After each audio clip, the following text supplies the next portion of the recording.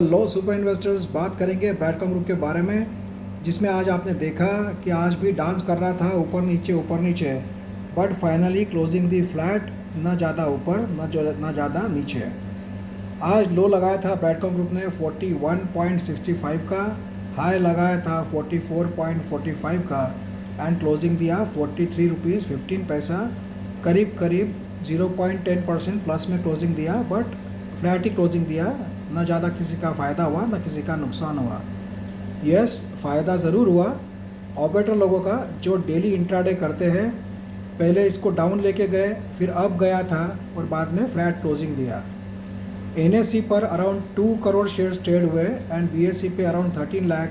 So all together around 2 crore 14 lakh shares trade हुए हैं ब्रैडकॉम group के, जो कि वॉल्यूम भी ठीक ठाक था। एंड जबकि इसमें पॉजिटिव न्यूज़ थी, आप जानते होंगे कि ब्रैडकॉम ग्रुप को एएसएम स्टेज 1 की लिस्ट में से निकाल दिया गया है, अभी फिर से बाहर आ गया है। मैंने आपको बताया था ब्रैडकॉम ग्रुप बार बार अंदर बाहर करते रहता है, फिर से बाहर आया है। अब देखते हैं कि थानेदार फिर से इसको अंदर कब डालते हैं। नॉर्मल ट्रेडिंग चलेगी तो अंदर जाएगा नहीं, फिर से अपर सर्किट लोअर सर्किट में बार बार जाएगा, तो हो सकता है फिर से एएसएम लिस्ट में डाला जाए। बट अगर नॉर्मल ट्रेडिंग बहुत दिन तक चलती रही तो हो सकता है इसकी सर्किट लिमिट भी बढ़ जाए, 5% से 10% या 20% भी कर दी जा सकती है।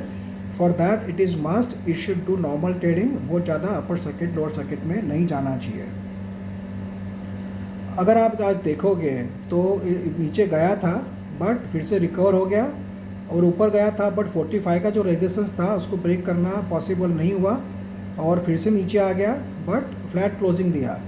फ्रेंड्स देखिए, इसके कारण देखिए आज निफ्टी भी फ्लैट ही था करीब करीब, ना बहुत ज़्यादा ऊपर ना बहुत ज़्यादा नीचे।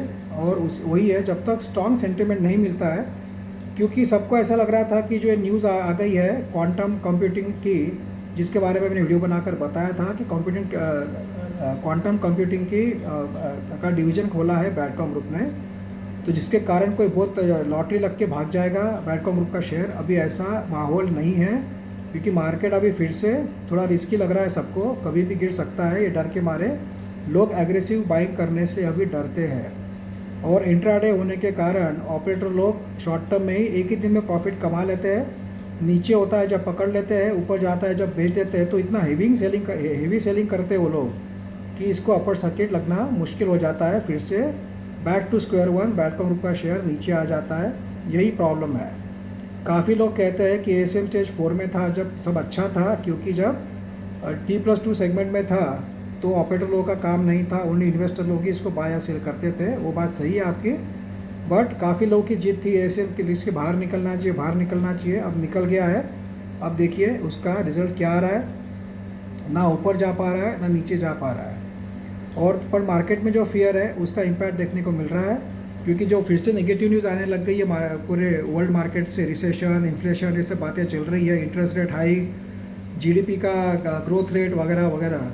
तो ये सब देखते हुए लोगों के मन में डर है, और इसीलिए लोग थोड़ा एग्रेसिव बाइंग करने से बच रहे हैं ब्रैडकॉम ग्रुप में भी। मैं इसीलिए बार बार बोलता हूँ कि आपका शॉर्ट टर्म का नज़रिया होगा तो प्रॉफिट बुक करते रहिए। ये मार्केट ऐसा नहीं है कि नॉन स्टॉप ऊपर ही जाएगा। प्रॉफिट बुक कर लेना, नीचे जब शेयर जाता है तो फिर से नीचे पकड़ लेना, ऐसे ही करते रहेंगे तो ही आपका पोर्टफोलियो रहेगा ग्रीन। आप सोचेंगे कि, या फिर आपका लॉन्ग टर्म का नज़रिया होगा तो लॉस भी हुआ तो भी डरना नहीं, फिर बैठे रहना शांति से, क्योंकि आपने लॉन्ग टर्म मतलब 1 to 2 ईयर्स मिनिमम आपने होल्ड करना है, तो ही लॉन्ग टर्म का नज़रिया रखिए। लोगों का लॉन्ग टर्म का नज़रिया होता है 10 दिन का, 10 दिन में शेयर नीचे गया तो नज़रिया बदल जाता है, पॉइंट ऑफ व्यू बदल जाता है और हो जाता है शॉर्ट टर्म तुरंत। और अगर शेयर पॉजिटिव रहा तो हो जाता है लॉन्ग टर्म का शेयर, निगेटिव हो गया तो हो जाता है शॉर्ट टर्म का शेयर। तो ऐसा नहीं होता है। You have to think positively and decide कि आपको करना क्या है, exactly why you are in the market. और इसीलिए आपको आपका पोर्टफोलियो रिव्यू कराना होगा तो आप मुझसे रिव्यू करा सकते हो, आप मुझसे कराइए, किसी से भी कराइए, बट पोर्टफोलियो रिव्यू कराना ज़रूरी होता है, जिससे आपको पता चलता है कि मेरे पोर्टफोलियो में कौन से शेयर अच्छे हैं, कौन से शेयर ख़राब है, कौन से रखना चाहिए, किसका फ्यूचर ब्राइट है, किसका फ्यूचर का डब्बा गोल है। ऐसे शेयर्स आपने निकाल देना चाहिए, तो आपका पोर्टफोलियो का लॉस बढ़ने से बच सकता है। आप मुझे व्हाट्सएप करके पूछ सकते हैं पोर्टफोलियो रिव्यू के बारे में, 9545850000, इस नंबर पर पूछ सकते हैं।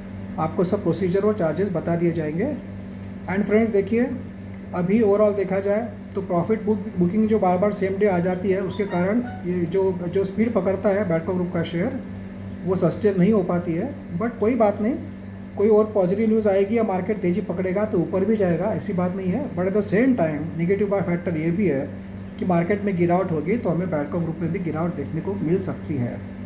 काफ़ी लोग ये कहते हैं कि ये इतना अच्छा शेयर है, इतना अंडर वैल्यूड है, फिर भागता क्यों नहीं है? तो ऐसा नहीं होता है। ब्रैडकॉम ग्रुप के मैनेजमेंट ने गलती क्या की, बोनस इतना दे दिया, एक बोनस दिया था, उसके बाद दूसरा बोनस देने की ज़रूरत नहीं थी, बट नंबर ऑफ़ शेयर्स बढ़ने के कारण इतना वॉल्यूम हो जाता है, बायर्स आ जाते हैं, उसके पहले सेलर पहुंच जाते हैं और सेलर सेलिंग करना शुरू कर देते हैं, उसके कारण फिर से ब्रैडकॉम ग्रुप ऊपर जाने के पहले ही नीचे आना शुरू हो जाता है। बट ओवरऑल देखा जाए तो ठीक है, गिर नहीं रहा है, बार बार 40 रुपीज़ के अपना जो सपोर्ट है उसको रिस्पेक्ट करके ऊपर जाने की कोशिश कर रहा है, यही हमारे लिए अच्छी बात है। जबकि आज निफ्टी आईटी भी 0.36% डाउन था।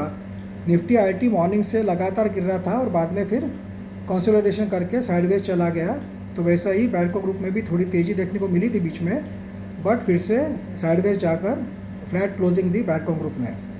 तो इसीलिए ओवरऑल देखा जाए तो अभी जब तक कोई एकदम बड़ी कोई न्यूज़ नहीं आती है, फॉरेंसिक ऑडिट पॉजिटिव आ गया या ऑडियो कंपनी का लॉन्च हो गया, एक्विजिशन का प्रोसीजर फाइनल हो गया, ऐसा कोई बड़ी न्यूज़ जब तक नहीं आती है, जब तक एकदम ज़बरदस्त तेज़ी देखने को ब्रैडकॉम ग्रुप में देखने के लिए जो लोग काफ़ी सोच रहे हैं कि नॉन स्टॉप अपर सर्किट में जाएगा, थोड़े चांसेस मुझे कम लगते हैं। अगर कोई ऐसी बड़ी न्यूज़ आई तो ही ऊपर जाएगा, इतना नॉन स्टॉप ऊपर जाएगा, नहीं तो थोड़ा सा साइडवेज ही जा सकता है। और ओवरऑल देखा जाए तो वॉल्यूम भी अच्छा हो रहा है और इंट्राडे भी काफ़ी तेज़ी से चल रहा है। आज भी 44% की डिलीवरी उठाई गई, मतलब 56% जो शेयर ट्रेड हुए हैं वो सिर्फ इंट्राडे में ट्रेडिंग हुआ है। मतलब आप समझ सकते हैं, मैं जो बार बार बताना चाह रहा हूँ आपको कि इसीलिए ऑपरेटर लोग एक्टिव होते हैं, वो लोग इसको ऊपर नीचे ले जाते हैं, प्रॉफिट बुक करके निकल जाते हैं। और इन्वेस्टर लोग, रिटेल इन्वेस्टर लोग जो सोचते हैं कि भाई अभी प्रॉफिट देगा, जब प्रॉफिट देगा, प्रॉफिट देता नहीं है। और इसीलिए आपको डिसाइड करना है कि आपको अभी एकदम तुरंत तेज़ी चाहिए होगी तो ब्रैडकॉम ग्रुप में थोड़ा आपको वेट करना पड़ेगा। तुरंत आपको ऐसा नहीं है कि 60, 80 और 100 रुपीज़ के लेवल पे पहुंच जाएगा, इट विल टेक टाइम। यही आपको बताने की मैं कोशिश कर रहा हूँ, क्योंकि काफ़ी लोग डेली होप लगा के बैठे रहते हैं कि आज अपर सर्किट लगेगा। हमें आदत हो चुकी है ब्रैडकॉम ग्रुप में अपर सर्किट की लगातार, और वो थोड़ा सा हमें डाइजेस्ट नहीं होता है जब नॉर्मल ट्रेडिंग करता है या स्लो चलता है तो, या एक दिन ऊपर जाके फिर से नीचे आ जाता है तो थोड़ा सा लोगों को तकलीफ होती है डाइजेस्ट करने के लिए। बट पेशेंस रखना पड़ेगा, लॉन्ग टर्म का नज़रिया होगा तो ही आप बाय ऑन डिप के स्ट्रैटेजी से बाय कीजिए। शॉर्ट टर्म प्रॉफिट चाहिए तो जब भी प्रॉफिट होता है तो बुक कर लिया कीजिए, बहुत ज़्यादा हाई होप्स रखना नहीं अभी वोलेटाइल मार्केट में, मैं आपको इतना ही बताना चाह रहा हूँ। So let's see what happens on Monday, but in the mean time कुछ और नया अपडेट रहेगा तो मैं आपको ज़रूर बताऊँगा ब्रैडकॉम ग्रुप के बारे में। Thank you friends.